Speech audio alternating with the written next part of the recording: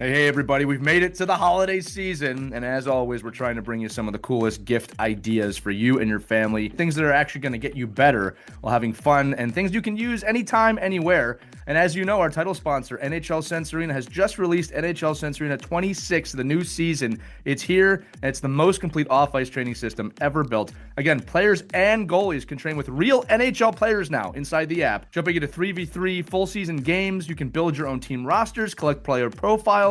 It's a really fun and realistic VR hockey experience. And remember, we talked about this too. You've seen myself use it and my son. The new Dangle Pro stick handling mode. I'm not going to lie to you. This is something I wish I had as a kid. It's really cool. You use a real stick and a real puck, and your head is up. You can do it in your living room, in your garage, wherever you want to do it. And then for goalies, the all-new Game Flow mode delivers non-stop shots from real shooters from programs like UConn, BU, the U.S. National Development Program, Little Caesars, and they have AI players keeping rebounds in play for 3 full periods of a game. It's amazing. Again, we put some videos out already of us using that. You got to check it out. Again, annual memberships right now are 50% off for the holidays. That's the best deal you're going to get, starting at just $29 a month. And you can save an extra $25 if you use our code OKPH at checkout. Again, that's OKPH at checkout at hockey.sensorarena.com/OKPH. Check it out. It's a lot of fun. It's a great tool to train your kids. And I'm not going to lie, you're going to jump into it as well if you're a parent or a coach or someone who loves this game. Now let's get you into something else you love, this episode of Our Kids Play Hockey.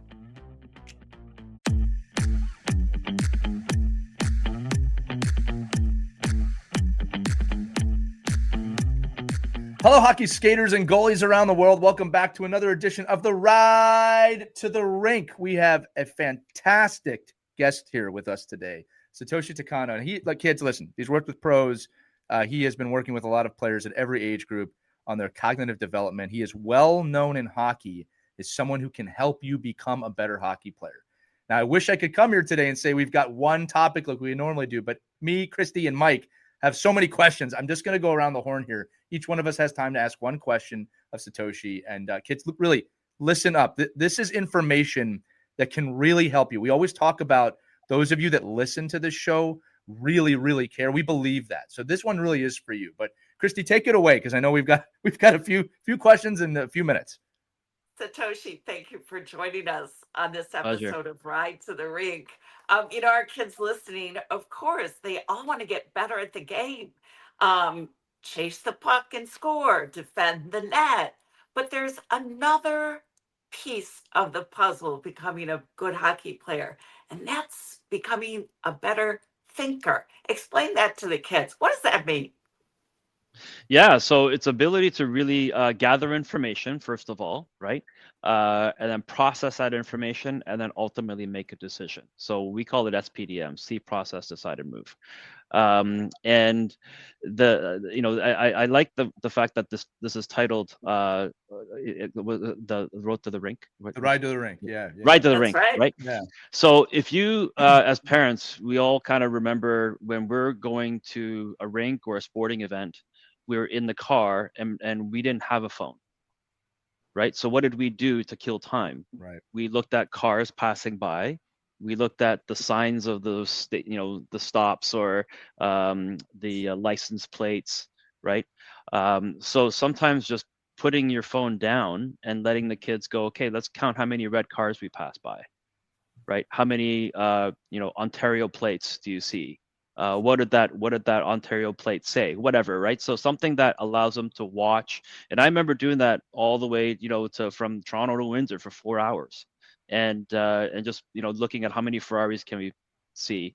Those types of small games, like, they actually help with the activation of your brain to recognize patterns. And when you're on the highway, they're going so fast, and so that's just a quick example of ways that kids can improve their ability to think. That's great.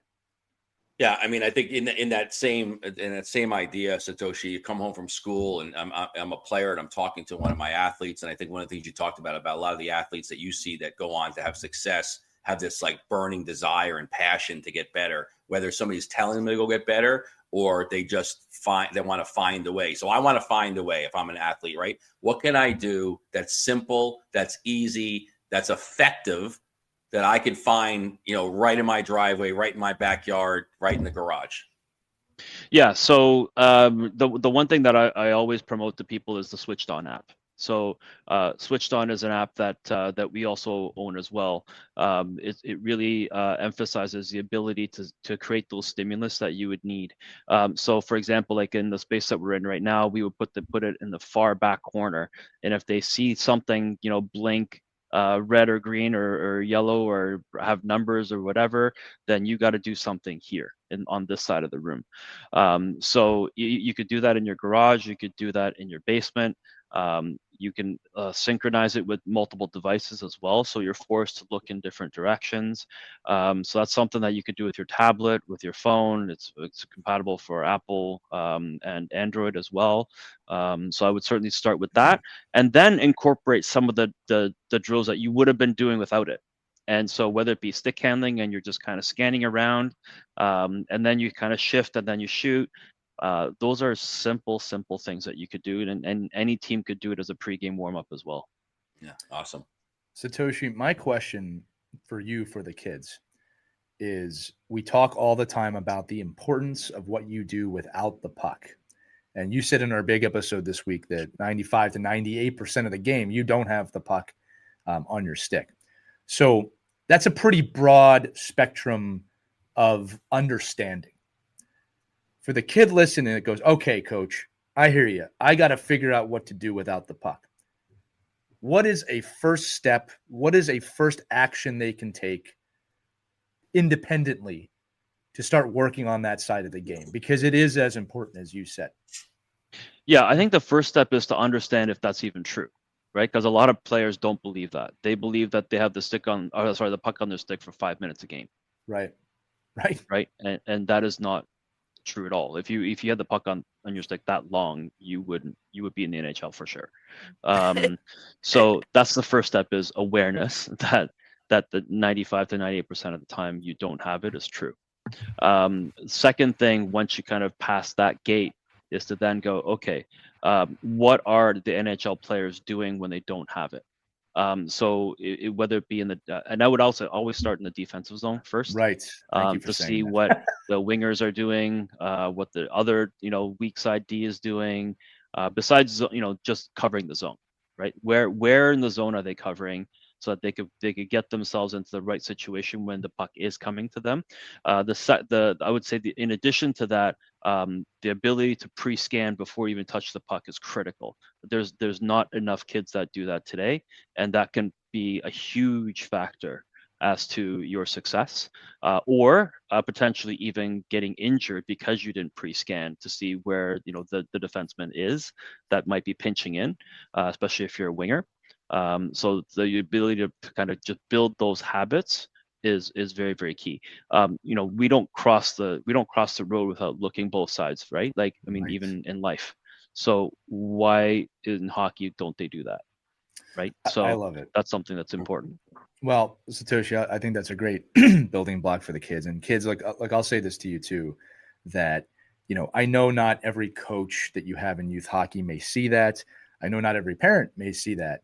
But I promise you that if you work on that side of the game, it will become undeniably obvious to everybody, right? And like I know what it's like when you're young and maybe you create a great play and everybody focuses on the goal scorer or the big save, whatever it is. I promise you, kids, that if you build this side of your game, it will pay off and it will become undeniably noticeable. All right. And if you like this quick conversation, kids, I would tell you, maybe listen to the long episode this week. Satoshi just brought gold across the entire episode. But yeah, that's going to do it for this edition of the Ride to the Rink. Satoshi, thank you so much for joining us. Any parting words for the kids? No, just keep working hard for sure. I mean, and I would say, get obsessed with the game. And the NHL is all about a league of obsessions or obsessed people. So, really pay attention to where you're spending a lot of your time being obsessed about something, and double down on it.